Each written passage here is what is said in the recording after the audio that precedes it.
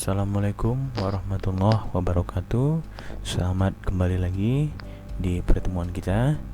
Pada kesempatan kali ini kita akan membahas zat gizi mikro yang berikutnya, yaitu tentang air ya. Nah, sebagai pembuka kita akan melihat gambaran ya, seperti gambar kristal-kristal ya, seperti perhiasan ya. Namun ternyata sebenarnya ini adalah gambaran daripada potret molekul air yang dilakukan oleh seorang ilmuwan Jepang ya, yang menunjukkan bahwa perbedaan intervensi kepada air mempengaruhi daripada molekulnya air itu tersebut. Nah, kita lihat di sini yang rusak-rusak ini, yang tidak bagus bentuknya ini adalah air-air yang diintervensi dengan sumpah serapah. Jadi airnya itu dimaki-maki, dihina-hina, diejek-ejek ya. Nah, dia akan, atau air-air yang tercemar ya, di foto dia molekulnya jelek. Nah, adapun yang gambarannya bagus ya, yang nampak bentuknya, ini adalah air-air yang diintervensi dengan musik-musik klasik ya, seperti Mozart, Beethoven ya, Bach ya. Nah, itu molekulnya bagus. Tapi lebih bagus lagi yang dia didoa-doakan ya, didoa-doakan jadi kalau pada muslim yang, makanya ada orang yang kadang-kadang air putih itu didoakan ya untuk obat ya. Mungkin inilah dia dasar ilmiahnya. Nah, adapun ini adalah molekul daripada air zam-zam ya. Jadi tidak ada diintervensi, dia memang sudah bagus sekali ya. Itulah kenapa mungkin air zam-zam itu sangat berkhasiat untuk kesehatan. Nah, kita masuk ke pembelajaran kita hari ini, yaitu tentang air ya, supaya kalian mampu mengetahui dan memahami dan bisa menjelaskan nantinya kenapa air itu penting bagi tubuh ya. Apa yang terjadi kalau kita kurang air ya, dari mana dapatnya, yang bisa kita minum yang mana aja. Oke, ini adalah materi kita, ada 9 subbab ya, 9 topik ya, ada 6 maksudnya pada pertemuan yang ke-9 ya. Oke, pertama kita akan bahas tentang komposisi air dalam tubuh. Nah, ternyata rata-rata orang manusia itu ya, bagian besar tubuhnya adalah terisi daripada air ya. 60-70% itu seseorang itu memiliki air. Bahkan organ-organ ya, termasuk kulit, otot ya, organ-organ itu juga ada airnya ya, walaupun bentuknya padat tapi ternyata dia mengandung air ya. Tapi berbeda tentunya konsentrasinya. Yang paling banyak airnya mana? Plasma darah ya. Kita lihat aja, darah kan cair aja lah, karena 90% nya air. Organ ternyata kan lembek ya, karena 70%, 80% nya air ya. Sementara otot ya, keras ya, lebih sedikit ya. Ini tulang 22% aja, 80% nya zat lain. Lemak 10%. Kenapa? Karena lemak lipofilik ya, tidak suka atau tidak larut dalam air.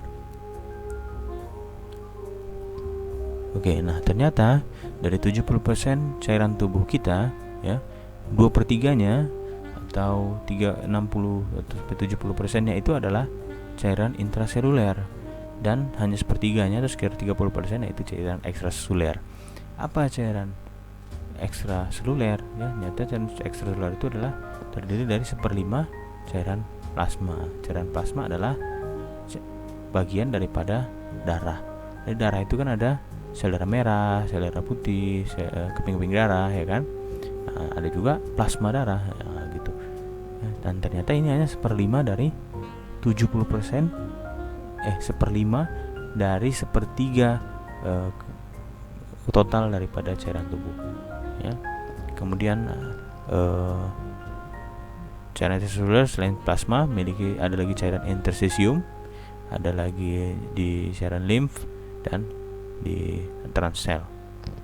Nah, cairan interstisium ini apa? Yaitu cairan di antara sel. Jadi mayoritas cairan ekstraseluler adalah cairan interstisium. Jelas karena dia memang tidak di dalam sel tapi di antara sel ya. Kalau yang intraseluler untuk selnya, tapi kalau yang ekstraseluler di luar sel. Cairan limf ya, ini sedikit saja, transsel juga sedikit saja.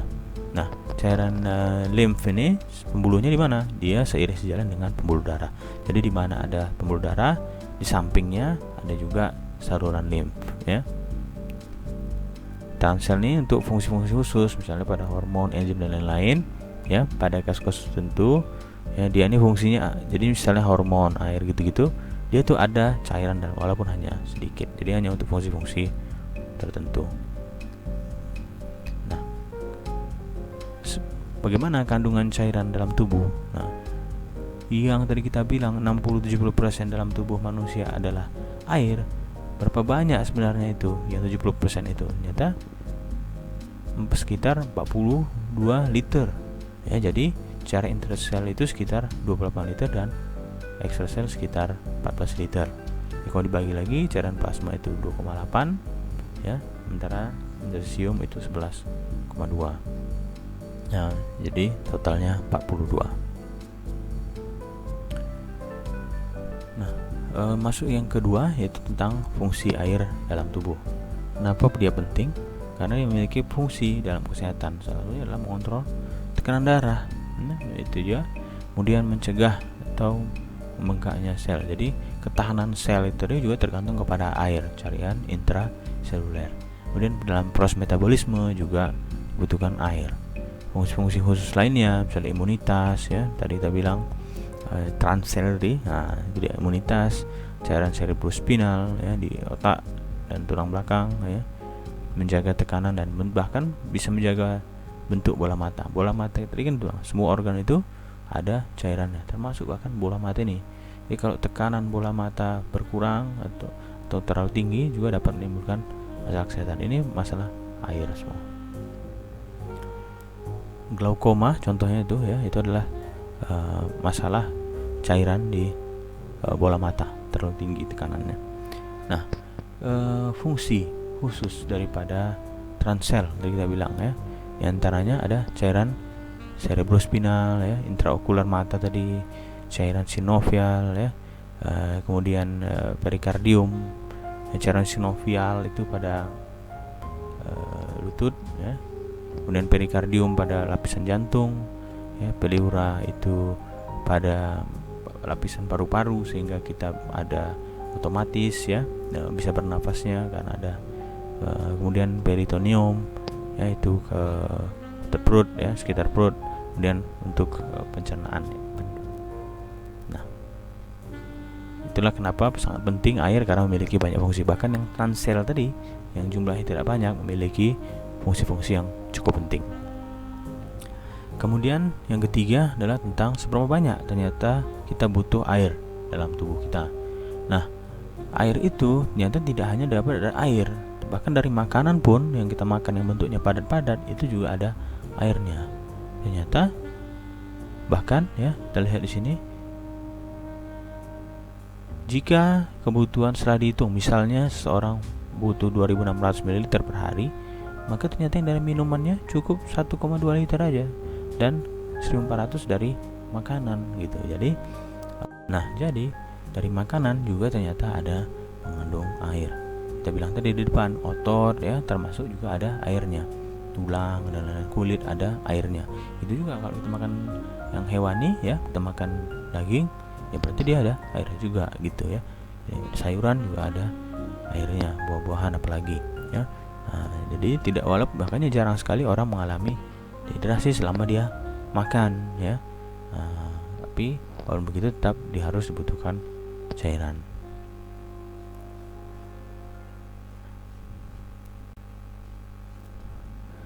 Nah, kemudian bagaimana cara kita mengatur keseimbangan cairan tubuh? Ya, sebelumnya kita harus tahu dulu bagaimana keseimbangan cairan dalam tubuh itu bagaimana diatur.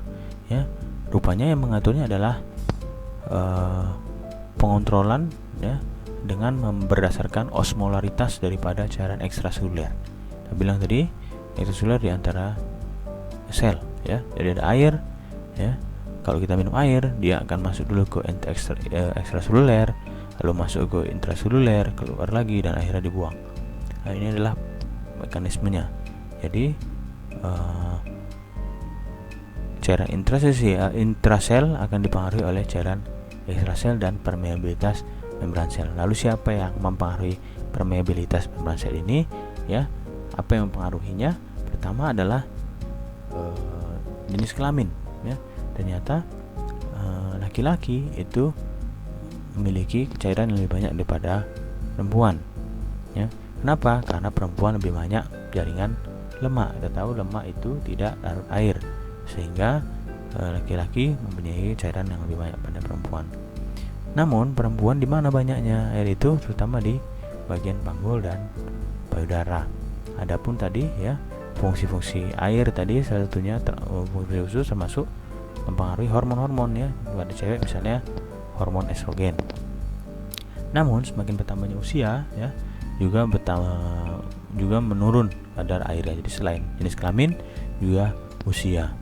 Kemudian dipengaruhi oleh elektrolit lainnya, yaitu natrium dan kalium terutamanya, ya.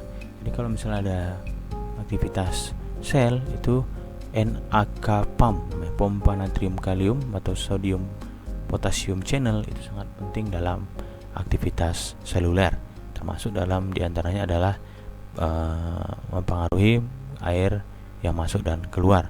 Begitu juga dengan selain elektrolit ada lagi pengaruh daripada protein, ya, khususnya albumin.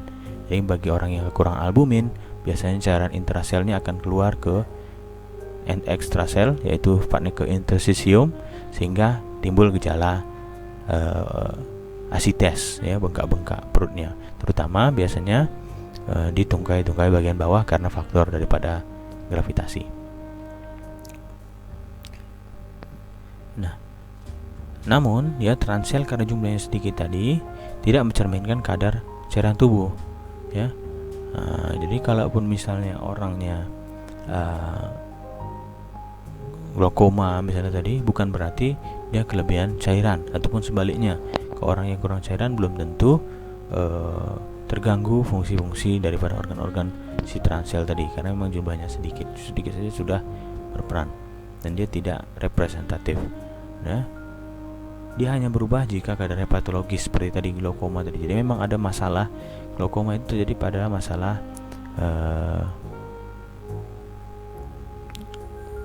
saluran di bola mata tidak lancar sehingga penumpukan dengan tekanannya tinggi, ya. Jadi dia hanya berubah jika keadaannya patologis. Lalu bagaimana fungsi lain tubuh adalah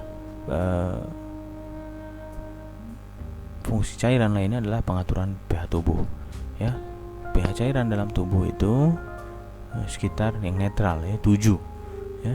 Namun gangguan kesehatan bisa timbul pada keadaan-keadaan perubahan pH ini. Jadi kalau pH terlalu rendah namanya asidosis.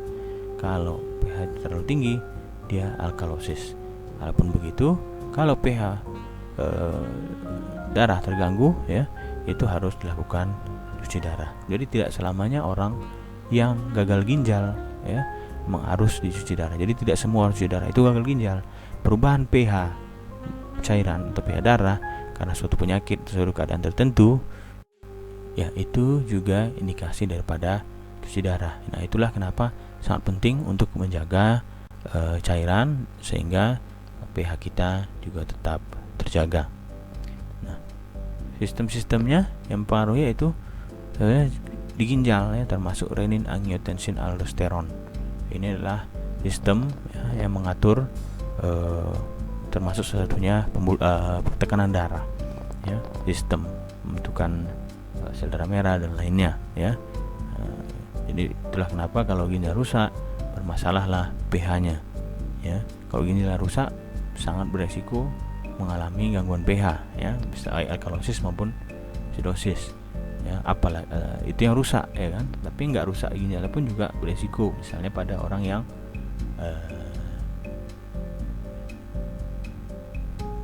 sesak napas, ya, bernapas terlalu banyak, ya, karena itu juga bisa menimbulkan alkalosis dan semacam. DM bisa menimbulkan ketosis, ya, asidosis dan lain-lain. Kemudian masalah paru-paru, ya, tadi kita bilang orang yang sesak, orang yang jantung, ya, masalah di otak, kekurangan protein, ya, masalah garam, natrium, ya, hormon. Nah, hormon yang mempengaruhi cairan, regulasi cairan dalam tubuh, diantaranya ada hormon aldosteron. Ada lagi hormon vasopresin, ya, ini yang mengatur keluar masuknya cairan, kapan cairan harus masuk, kapan harus dikeluarkan ya. Sementara renin ini yang mengatur juga dalam regulasi tekanan darah di renin-angiotensin aldosteron system ya.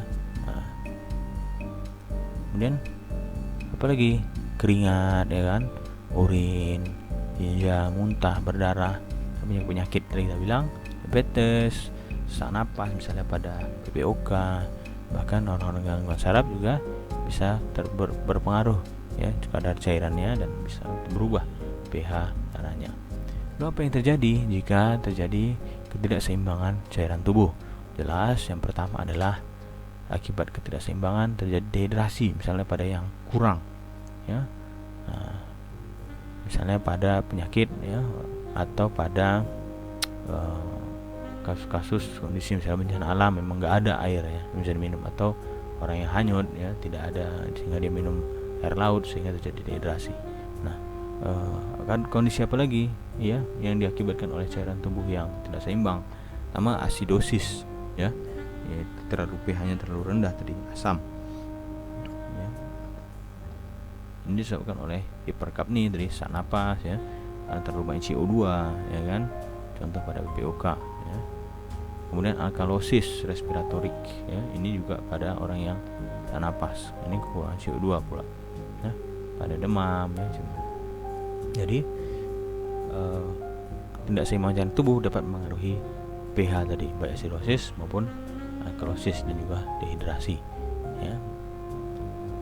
Juga dapat menimbulkan baik alkalosis, asidosis respiratorik dan metabolik ya, baik karena faktor respiratori ya, masalah di pernapasan, atau masalah dari metabolisme ya, misalnya pada orang diare ya, DM ya, atau pada masalah konsumsi obat. Oke, jadi kesimpulannya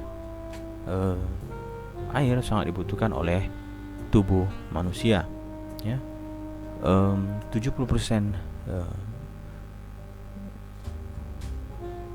porsi dalam tubuh kita adalah air. Jadi dalam tubuh kita mengandung 70% itu adalah air.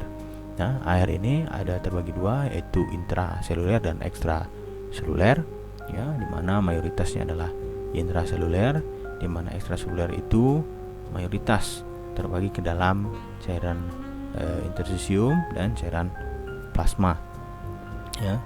Dan dipengaruhi saat diantaranya keseimbangan cairan ini diantaranya oleh kondisi fisiologis, patologis, kemudian masalah elektrolit ya, gizi ya, dan juga masalah protein lainnya, gizi lainnya, yaitu contohnya protein seperti albumin misalnya. Nah, adapun masalah ketidakseimbangan pH ini dapat menimbulkan keadaan-keadaan perubahan pH cairan atau pH darah dalam tubuh ya. pH bisa terlalu asam atau terlalu basa, bisa asidosis maupun alkalosis. Jadi pH cairan dalam tubuh itu dapat terlalu asam atau terlalu basa disebabkan oleh bisa secara respiratorik, ditinjau secara respiratorik karena masalah pernapasan, atau ditinjau secara metabolik gitu ya. Jadi masalah metabolisme ya. Jadi mau terlalu banyak CO2 atau kurang CO2 dia menimbulkan masalah. Begitu juga dengan kondisi-kondisi metabolik ya, seperti DM misalnya ya, atau orang yang terlalu cemas juga bisa menimbulkan. Jadi banyak faktor ya. Nah, oleh karena itu air yang sangat dibutuhkan tadi ternyata tidak hanya dari minuman, tapi juga bisa didapatkan dari makanan. Bahkan ada yang menyebutkan bahwa mayoritas cairan yang masuk dalam tubuh kita adalah bersumber dari makanan. Untuk itu perlu kiranya menghitung kadar cairan yang masuk ke kebutuhan yang dibutuhkan oleh tubuh kita, sehingga kita bisa menakar kira-kira berapa banyak air yang harus kita konsumsi jika kita, dan bisa menyesuaikan dengan berapa jumlah makanan yang masuk. Adapun kondisi molekul air itu dipengaruhi oleh intervensi dari luar dan pengaruhi kualitas air atau cairan dalam tubuh ya. Jadi berdasarkan penelitian bahwa cairan atau air yang diintervensi dengan hal-hal yang cenderung negatif akan merusak molekul air tadi, sehingga kurang optimal kerjanya dalam tubuh ya. sedangkan yang di intervensi positif memiliki molekul yang baik. Nah, dapat kita asumsikan bahwa orang-orang yang sering positive thinking ataupun sering beribadah ya, ataupun yang sering berzikir bagi orang muslim ya, maka akan membantu meningkatkan atau menjaga kesehatan tubuhnya, karena kondisi air dalam tubuhnya memiliki kondisi yang optimal. Dan kita kutip satu ayat dari Quran surah Al-Anbiya ayat 30, yaitu dan kami ciptakan dari air segala sesuatu yang hidup ya, sesuai dengan yang tadi kita bahas di depan bahwa semua yang ada ini memiliki unsur air di dalamnya. Oke, mungkin itu dulu. Terima kasih telah mendengarkan. Jika ada pertanyaan silahkan berikan pertanyaan kalian di kolom komentar di bawah. Sampai bertemu lagi. Assalamualaikum warahmatullahi wabarakatuh. Dasvidania.